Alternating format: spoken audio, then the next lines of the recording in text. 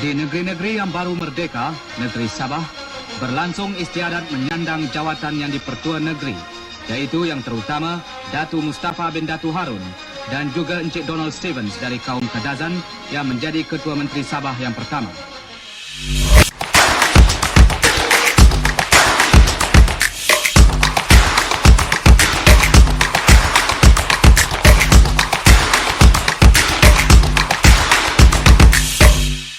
Pada 27 Mei 1961, Allahyarham Tunku Abdul Rahman Al-Haj telah mencadangkan pembentukan Malaysia. Ia terdiri daripada 4 wilayah utama, iaitu Borneo Utara Sabah, Sarawak, Brunei dan Singapura. Pengumuman tersebut telah dibuat pada persidangan Persatuan Wartawan Luar Negeri Asia Tenggara yang diadakan di Hotel Adelphi, Singapura. Bagi merealisasikan pembentukan Malaysia, Jawatan Kuasa Perundingan Perpaduan Malaysia JPPM telah ditubuhkan pada 23 Julai 1961 yang dipengerusikan Allahyarham Tun Muhammad Fuad Stephens atau lebih dikenali sebagai Donald Stevens. Tujuan utama jawatan kuasa ini adalah untuk memberi penerangan kepada penduduk Borneo Utara, Sarawak dan Brunei mengenai penubuhan Malaysia. Pada 17 Januari 1962, Suruhanjaya Kopol telah ditubuhkan dengan dianggotai 5 ahli dan dipengerusikan oleh bekas Governor Bank England, Lord Cobbett. Tujuan penubuhan Suruhanjaya Kopol adalah bagi meninjau pandangan penduduk di Borneo Utara Sabah dan Sarawak sama ada menyokong cadangan untuk membentuk Persekutuan Malaysia. Suruhanjaya Kopol telah membuat kesimpulan bahawa pembentukan Persekutuan Malaysia harus dilaksanakan. Namun, Lord Cobbett juga menekankan bahawa semua wilayah yang masuk persekutuan sebagai rakan setara. 3 syarat utama Suruhanjaya Kopol adalah: yang pertama, pembentukan jawatan kuasa antara kerajaan IGC; kedua, Persekutuan Tanah Melayu ditukar kepada Persekutuan Malaysia; ketiga, kuasa autonomi dan jaminan khas dalam beberapa perkara diberi kepada Sabah dan Sarawak bagi mengekalkan kedudukan istimewa kaum Bumiputera Sabah dan Sarawak.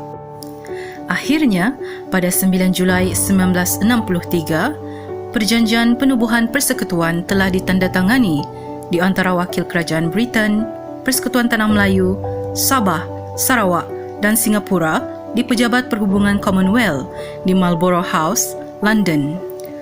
Penubuhan Malaysia akhirnya diisytiharkan secara rasmi pada 16 September 1963. Kesungguhan kerajaan persekutuan mula kelihatan pada tahun 2016 apabila Kerajaan Barisan Nasional menubuhkan jawatan kuasa pelaksanaan pihak berkuasa Sabah dan Sarawak. Disusuli dengan penubuhan jawatan kuasa khas Kabinet Perjanjian Malaysia 1963 di bawah Kerajaan Pakatan Harapan pada tahun 2019. Komitmen Kerajaan Persekutuan untuk merealisasikan intipati Perjanjian Malaysia 1963 semakin ketara apabila Kerajaan Perikatan Nasional menubuhkan portfolio hal ehwal Sabah dan Sarawak pada tahun 2020. Datuk Seri Panglima Dr. Maximus Ongkili telah dilantik sebagai Menteri di Jabatan Perdana Menteri Hal Ehwal Sabah dan Sarawak dan Datuk Hanifah Hajataib sebagai Timbalan Menteri. Beberapa tuntutan yang termaktub dalam Perjanjian Malaysia 1963 telah berjaya dicapai. Di antaranya adalah penyerahan secara formal pentadbiran Pulau Sipadan dan Ligitan kepada Kerajaan Sabah. Keputusan penyerahan kuasa pentadbiran yang dibuat ini tertakluk kepada kawalan keselamatan yang masih di bawah seliaan Kerajaan Persekutuan. Seterusnya adalah penyerahan kawalan dan pengurusan gas di bawah Ordinan Pengagihan Gas 2016 kepada Sarawak yang telah berkuat kuasa pada 1 Jun 2021. Tuntutan-tuntutan berkenaan telah berjaya diselesaikan dalam tempoh 4 bulan sejak mesyuarat Majlis Khas Perjanjian Malaysia 1963 yang dipengerusikan Tan Sri Muhyiddin Yassin pada Disember tahun 2020. Selain daripada itu, bermula tahun 2021, Petronas akan membayar cukai jualan produk petroleum kepada Kerajaan Negeri Sabah pada kadar 5% setahun. Pembayaran itu adalah hasil komitmen bekas Perdana Menteri Tan Sri Muhyiddin Yassin yang mengarahkan perundingan segera dengan Petronas, sejurus Kerajaan Gabungan Rakyat Sabah, dibentuk pada bulan September. Ia juga bukti keprihatinan dan kesungguhan Kerajaan Persekutuan menzahirkan komitmen yang tinggi untuk membantu Sabah. Walaupun beberapa tuntutan sudah terlaksana, namun masih banyak lagi tuntutan yang perlu diperhalusi melalui proses perbincangan di antara kerajaan negeri dengan Kerajaan Persekutuan. Pada 23 Ogos 2021, Datuk Seri Haji Haji Noor, Ketua Menteri Sabah, telah mengadakan pertemuan dengan pengerusi Petronas Tan Sri Muhammad Baki Saleh dan Ketua Pegawai Eksekutif Kumpulan Tengku Muhammad Taufik untuk membincangkan isu-isu berkaitan sumber minyak serta gas yang masih belum diselesaikan.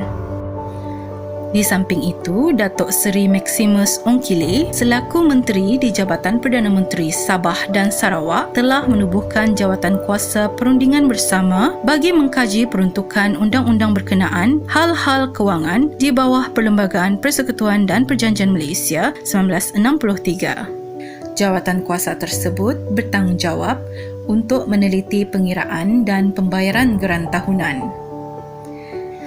Ia termasuk mengkaji semula geran khas, termasuk bayaran balik 40% hasil kepada Sabah, seperti yang ditetapkan di bawah perkara 112 dalam kurungan D Perlembagaan Persekutuan. Di bawah kepimpinan dan komitmen Perdana Menteri Datuk Seri Ismail Sabri Yaakob, Kerajaan Negeri di bawah Gabungan Rakyat Sabah, GRS, sangat berkeyakinan isu yang berkaitan Perjanjian Malaysia 1963 akan dapat diselesaikan. Harapan turut disandarkan kepada Menteri di Jabatan Perdana Menteri, Parlimen dan Undang-Undang, Datuk Seri Wan Junaidi Tuanku Jaafar, yang telah menyatakan keutamaan beliau untuk meneliti Perjanjian Malaysia 1963 dalam tempoh pencapaian 100 hari memegang jawatan tersebut. Perjuangan ini tidak mudah. Perjuangan ini belum selesai. Perjuangan ini akan tetap disuarakan demi membina Sabah yang makmur dan sejahtera. Marilah kita rakyat Sabah bersatu dengan pemimpin kerajaan negeri untuk bersama-sama menuntut hak seperti yang termaktub dalam Perjanjian Malaysia 1963. Bersatu kita teguh, bercerai kita roboh. Selamat menyambut Hari Malaysia.